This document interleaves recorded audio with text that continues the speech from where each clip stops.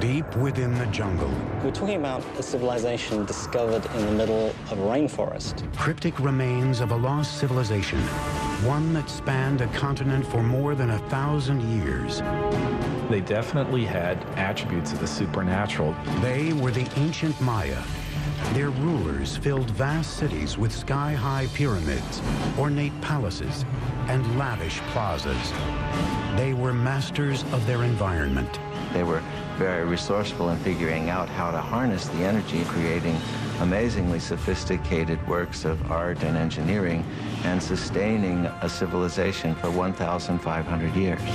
Then, after generations of prosperity and innovation, the ancient civilization collapsed, turning bustling cities into ghost towns to be reclaimed by Mother Nature. Centuries later, answers to the mysteries surrounding these majestic people and the godlike kings who ruled them tell a story of conquest, ingenuity, and disaster.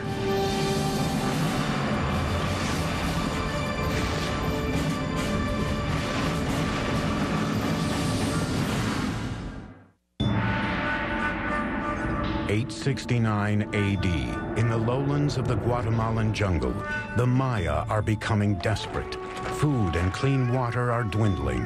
Thousands of people are starving. And malnutrition and disease are ravaging the population. The Maya no longer trust their divine rulers to appease their gods. Political turmoil plagues the kingdoms, and one by one, the great city-states are being abandoned. The ancient Maya civilization is crumbling. City after city, area after area begins to fail. Cities are abandoned, kings disappear, and what had been classic Maya culture really comes to an end. What happened to this great people? Even today, scholars are still mystified. We know that people began to disappear. The question is, how did that happen? The answer may lie in complex hieroglyphics known as the Maya Code. A hieroglyph is a complex way of conveying all the information that Maya people could think or express, and is the only example in the Americas of a complete, complex system of writing. Today, these cryptic symbols reveal a history of brutal warfare, larger-than-life rulers, and the rise and fall of an enigmatic people. Hi, I'm Peter Weller, and I'm standing on top of this beautiful temple deep in the rainforest of southern Mexico near the border of Guatemala, and this is the heart of the civilization of the ancient Maya. For years, archaeologists believed that the ancient Maya were peacefully separated into 40 or so independent city-states, each with their own dynasty of kings. For what we could tell, there seemed to be trade, communication, but there didn't seem to be any particular imperial aggression motivated by a thirst for land or power outside of a king's own territory. But in the last half-century, these theories are starting to fly in the face of a different story, because hieroglyphs like this one, the remnants of the ancient Maya's advanced writing system, are painting a whole new picture. The touchy-feely 1960s and New Age ideas of a gentle and loving people are being fast replaced by a much more complex reality of city-states, butting heads, and bloody clashes. And now we have evidence that brutal battles and human sacrifice were fundamental components of life among the ancient Maya.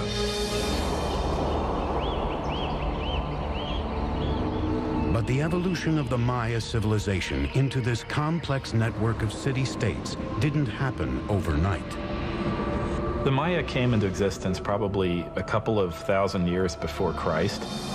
By 500 BC, population was on the rise, and small communities were turning into the first major Maya sites located throughout Central America. Fully organized kingdoms were ruling the region by 250 AD, with mighty rulers at the helm. They had powerful rulers. They were in competition with each other, and sometimes this competition led to war.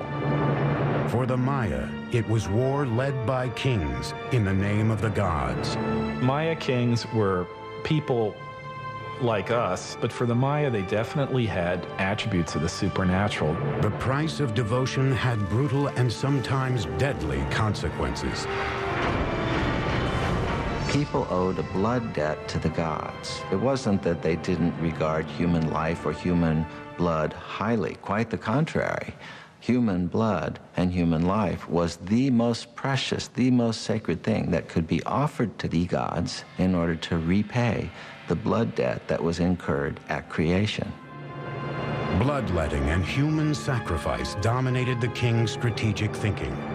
They picked allies and attacked neighbors, all with an eye on appeasing their deities and staying autonomous. Unlike Rome, in the case of the Maya, we're not dealing with one empire. Instead, we're dealing with a series of rival kingdoms. By the 3rd century AD, Maya civilization was flourishing. No one city ever succeeded in dominating all the others, but one seat of power was on the rise. Its name was Tikal. Tikal is one of the few cities that goes strong in the pre-classic period before the time of Christ, and then it just continues pretty much unabated all the way until the end of the classic period. This is a city that never really lost it. But in the 6th century, a rival power named Calakmul threatened Tikal's success. The Maya had these two great dynastic capitals, Calakmul and Tikal. Those two cities essentially locked horns. It's really Calakmul that seems to engage in this action in which they engineer alliances all the way around Tikal, essentially boxing in their enemy. It would be up to an ambitious and visionary leader to build a center of military power, one that would take on Calakmul. His name was Yakin Khan Kawil.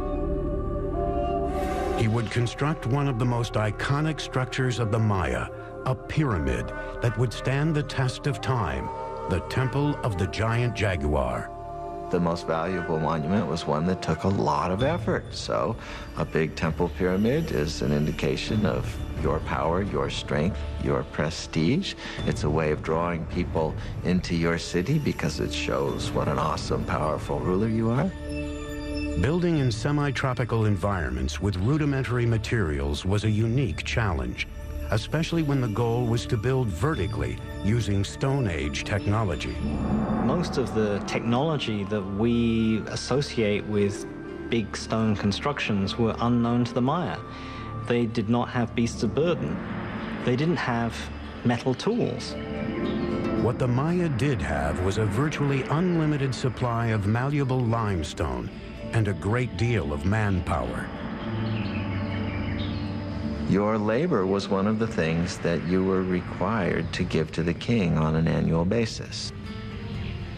Blocks of limestone were quarried and then pushed, pulled, or carried by sheer force to the construction site. They used something that we call the tump line, and this is a rope that would pass around the forehead, and in that they could carry, literally at times, hundreds of pounds of debris. Level by level, the pyramid was built skyward. Wooden scaffolding supported the laborers and the structure as it expanded. Skilled masons shaped the limestone with stone tools and wooden mallets. Though the interior was filled with unrefined rubble, the exterior was deceivingly manicured, covered in a strong mortar known as Maya stucco, and painted red. Even though they knew of the wheel, even though they knew of metal, they elected not to make practical use of either of these things. And I think in part it was because in their worldview, something was much more valuable if a lot of human labor went into it. At nearly 150 feet, the Temple of the Giant Jaguar emerged, facing west toward the setting sun. The ancient skyscraper would command the attention of all who set foot in Tikal's Grand Plaza as a symbol of power and redemption. But Yakin Khan Kawil's engineering marvel was just the beginning.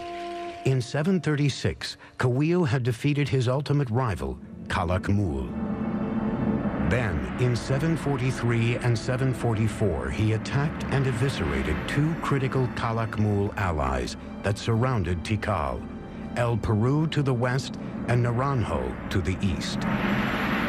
Finally, the suffocating noose that had once strangled Tikal was broken.